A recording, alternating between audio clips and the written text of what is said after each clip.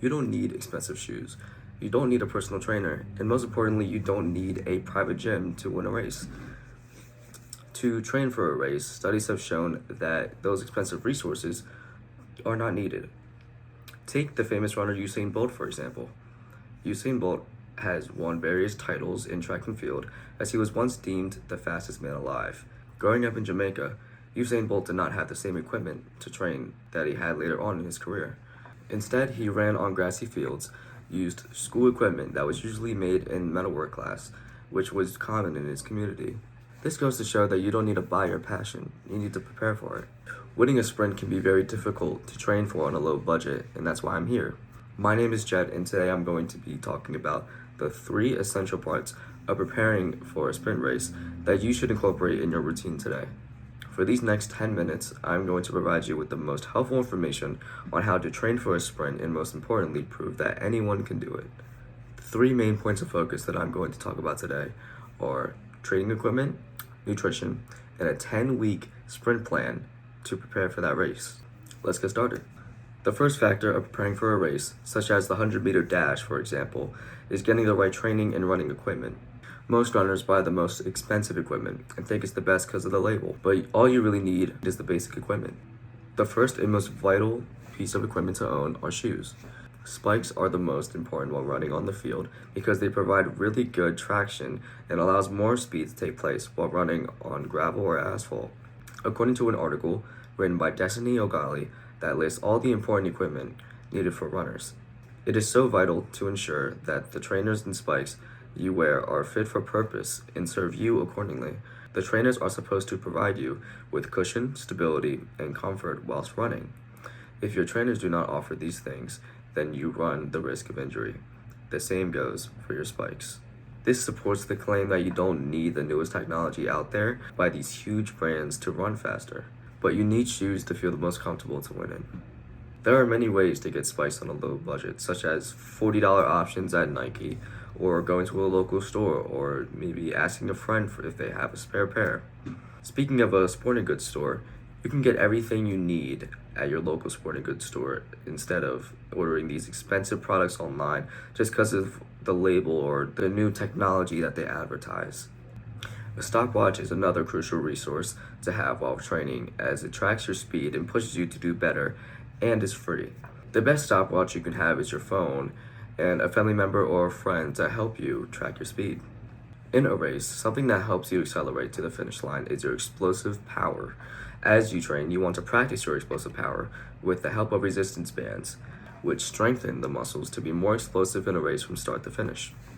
More resources to improve speed and agility are mini hurdles, recovery tools such as a roller or icy hot, for instance, or even cones to train your brain to recognize patterns.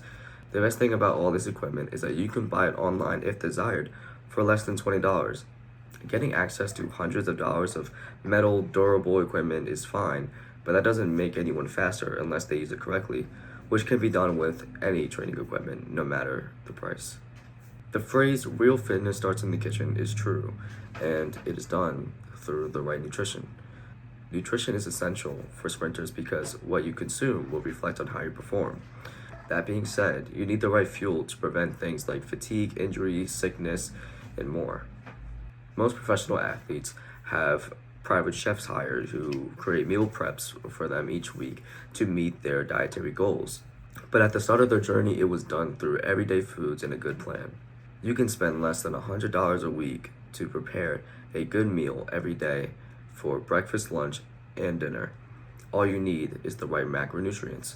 Macronutrients are the 3 essential nutrients that your body needs in large amounts. The 3 essential nutrients are carbohydrates, proteins, and fats. Examples of the best foods to eat while training for a race and to balance your macronutrients are bananas, potatoes, fruits, oats, grains, rice, chicken, pasta, turkey, fish, eggs, the list goes on. As you can tell, all these products can be bought at your local grocery store. But it's up to you how you want to prepare your meals each day, as you should have daily goals for each macro to maintain that healthy diet. Regarding fats, healthy fats are crucial as they are another important fuel source for your body, especially when it's time to run. According to this article from 6 Star, fat is an important part of an athlete's diet since it's a key fuel source. However, to reap the benefits of fat, athletes should eat mainly healthy fats. In fact, intake of mainly healthy fats is very important for good physiological functioning of every organism. So make sure to consume unsaturated fats like olive oil or nuts over saturated and trans fats. The last part of this discussion covers a 10-week sprint plan to help you prepare and train for the race, all in a span of 10 weeks that shows discipline and hard work. For the first 3 weeks, this time will be used to begin your general fitness. Wake up at a strict time to build discipline every morning and go for a run wherever you like. The point of these 3 weeks is to start the journey of doing cardio every day, meal prepping, and recovery. It's essentially the habit building phase. You'll have to make time every day to get a workout in, and always make sure that you eat a little bit of carbohydrates before so that those carbs convert to energy before every workout so you perform at your best. After you build your fitness and eating habits, the next 3 weeks are to build your speed. This is where you should be comfortable with your diet and routines enough to start working on focused muscle groups and work on things like your explosive power and your agility, like said earlier. You'll want to enhance your daily workouts to focus on each muscle group while making sure to stretch before everything. This can be done with the equipment you bought on a low budget or online. After the 6th week has passed, you should spend every day working on the actual race with a partner or a family member to track your speed with a stopwatch on their phone, like said earlier. Many public schools actually allow the community to train on their track field, on their asphalt, and this is where you should get used to wearing a pair of spikes and practice that explosive power on the asphalt. Lastly, the last week should be focused on recovery and dialing the training down a little bit to focus on rejuvenating your muscles and your support systems so that you'll be ready for the race the next week. You'll want all your muscles and fibers to be free of soreness or injury as you rest and prepare mentally for the race that is about to take place. To conclude this discussion, we talked about how things such as training equipment, nutrition, and the process overall can all be done on a low budget. No matter the circumstance, this should be accessible to anyone out there that is planning to train for a race such as the 100-meter dash or distance running or any other event in track and field as well. Most importantly, your passion and discipline are worth more than any fancy equipment or any personal trainer out there waiting to drain your bank account.